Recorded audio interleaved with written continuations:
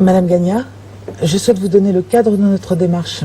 Nous recherchons un prestataire qui réponde à notre cahier des charges, qui nous apporte une valeur ajoutée avec son expertise, qui nous accompagne dans la durée et qui s'aligne sur les prix du marché. Très bien. Vous avez répondu à notre cahier des charges et vous l'avez même fait évoluer avec des questions pertinentes. C'est la raison pour laquelle nous vous recevons aujourd'hui. Merci.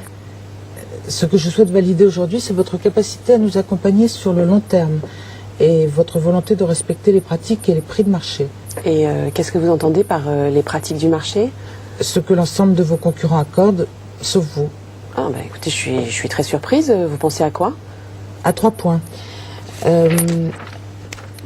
La livraison gratuite, un règlement à 45 jours fin de mois et non 30 jours net, et la liberté de choisir notre prestataire pour les consommables. Pour la livraison, qu'elle soit incluse dans le prix ou facturée à part, vous la paierez de toute façon. Nous avons choisi la transparence. Mais nous pouvons l'inclure dans le tarif de base si vous préférez. Pas vraiment. Les livraisons seront faites en même temps que vos visites pour le suivi du contrat. Il s'agit pour vous d'un investissement commercial. Ces livraisons sont autant d'occasions de vendre des services complémentaires. Oui, écoutez, ça c'est votre avis, mais écoutez, je pense qu'on ne va pas s'arrêter sur ce point de détail. Hein. C'est une offre globale que vous devez considérer. Comme vous voulez. Au global, votre offre est identique à celle de vos concurrents, à l'exception de la livraison, du règlement et des consommables. D'accord, donc si je comprends bien, vous êtes prête à vous engager sur notre proposition pourvu que nous fassions un effort sur ces 3 points, c'est bien ça? Si vous vous alignez exactement sur ces 3 points, alors oui, effectivement, nous considérerons votre offre au même titre que celle de vos confrères. Non, attendez, je ne peux pas obtenir de concession de ma direction si je n'obtiens pas un engagement de votre part. Hein. En fait, je n'ai reçu un mandat pour négocier avec vous que si vous vous alignez sur ces 3 points qui sont en décalage par rapport au marché.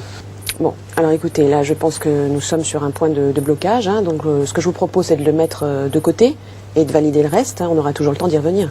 Si vous voulez. En revanche, vous devez me dire maintenant si vous pouvez vous aligner ou pas. Si ce n'est pas le cas, ce n'est pas la peine de perdre notre temps. Bon, attendez, vous savez bien que tout est négociable, ça dépend des contreparties qu'on obtient en échange. Non, tout n'est pas négociable. Par exemple, je vous mentirais si je vous laissais espérer un règlement à 30 jours net. Notre directeur financier ne l'acceptera jamais.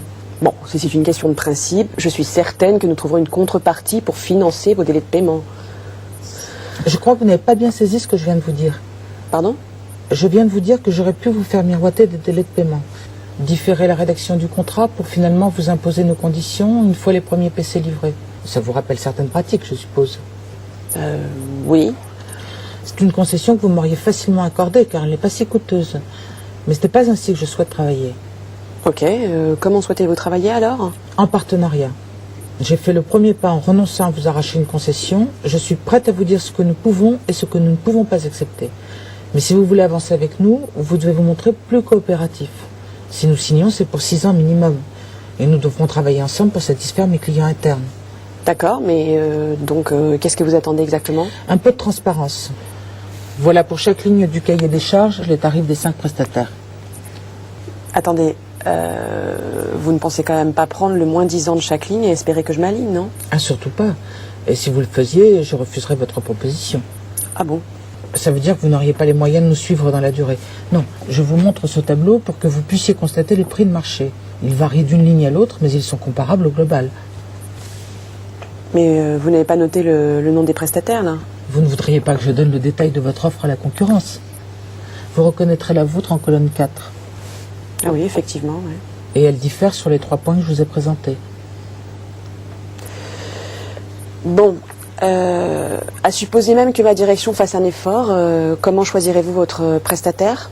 Sur sa capacité à optimiser notre commande et sa volonté réelle de travailler en partenaire.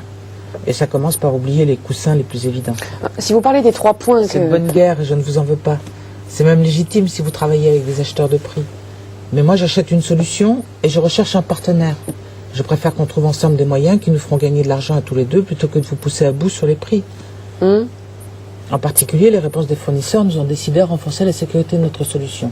Ah, mais nous avons des offres beaucoup plus sécurisées. Hein. Nous ne les avons pas présentées parce qu'elles impliquent un surcoût qui nous aurait mis en marché. La sécurité, ça se paye, vous le savez. Qui vous a dit que nous n'avions pas les moyens de payer notre sécurité? Oui, non, en effet. Nous comptons la financer avec des économies sur d'autres postes. Et nous comptons sur vous pour nous aider.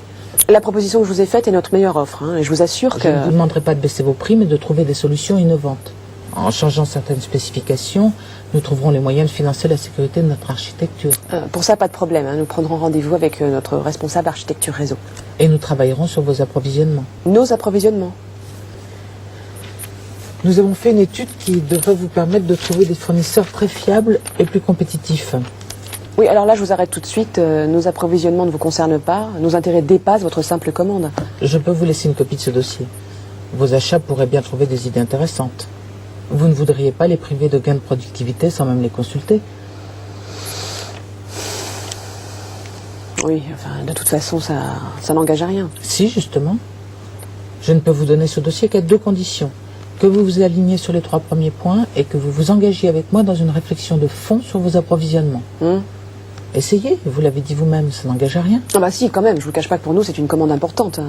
Mais pour l'instant, vous n'avez rien. Et la meilleure chance d'obtenir ce marché, c'est de jouer le jeu. Au passage, c'est un challenge intéressant qui devrait vous permettre au moins de questionner vos achats. Ça vaut le coup, non? Nous avons passé du temps sur ce dossier, il a une certaine valeur.